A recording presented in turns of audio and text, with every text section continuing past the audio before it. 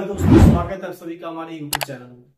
आज हम लोग कुछ जानेंगे केमिकल फॉर्मूला के बारे में, जो बहुत ही इम्पोर्टेंट है एग्जाम के हेतु। परीक्षा में इससे 102 प्रश्न जो है ऑब्जेक्टिव में क्वेश्चन में पूछी जाती है, चाहे वो कंपटीशन हो चाहे वो किसी भी बोर्ड के एग्जाम में हो, उसमें भी ऑब्जेक्टिव में इस तरह का प्रश्न आया जाता है। चलिए आज हम लोग देखते हैं कुछ केमिकल फॉर्मूला, रासायनिक सूत्र के बारे में। सबसे पहला हमने देखा क्या है, NaCl। NaCl लिखा हुआ जिसको हम लोग कहते हैं सोडियम क्लोराइड। NaCl का नाम क्या हो गया, सोडियम क्लोराइड। उसी प्रकार से दूसरा है NH3। NH3 को हम लोग कहते हैं अमोनिया। उसके बाद है NaHCO3 जिसको हम लोग कहते हैं खाने का सोडा। खाने का जो सोडा होता है जो यूज करते हैं उसका नाम होता है NaHCO3। उसके बाद हो गया NaOH जिसको कहते हैं कॉस्टिक सोडा। कॉस्टिक सोडा कहिए या इसी का दूसरा नाम है सोडियम हाइड्रोक्साइड के नाम से इसको हम लोग जानते हैं। फिर है S8। S8 का मतलब होता है गंधक।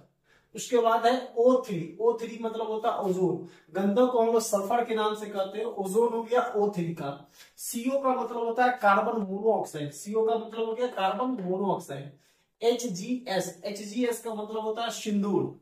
इसके बाद है CaO मतलब होता है चूना। CO मतलब कैल्शियम ऑक्साइड जिसको कहते हैं, इसका नाम हो गया क्या चीज, चूना। CH3COOH इसको हम लोग कहते हैं सिरका। सिरका जो हो गया विनेगर। विनेगर सिरका देखे होंगे जहां पर हम लोग चौमिन वोमिन जो है चाइनीज फूड्स में ज्यादातर यूज करते हैं। CH3COOH सिरका जिसको बोलते हैं, व्हाइट रंग का होता है।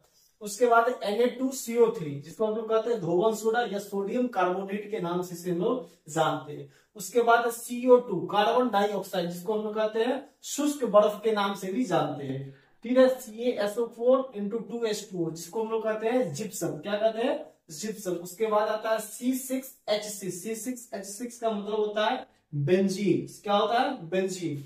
उसके बाद KNO3 मतलब उसको कहते हैं पोटेशियम नाइट्रेट। के का मतलब हो गया पोटेशियम, NO3 का मतलब हो गया नाइट्रेट, तो पोटेशियम नाइट्रेट हो गया। Hg जो होता है पारा का रासायनिक सूत्र होता है जिसको मरकरी भी कहते हैं। उसके बाद है DTO।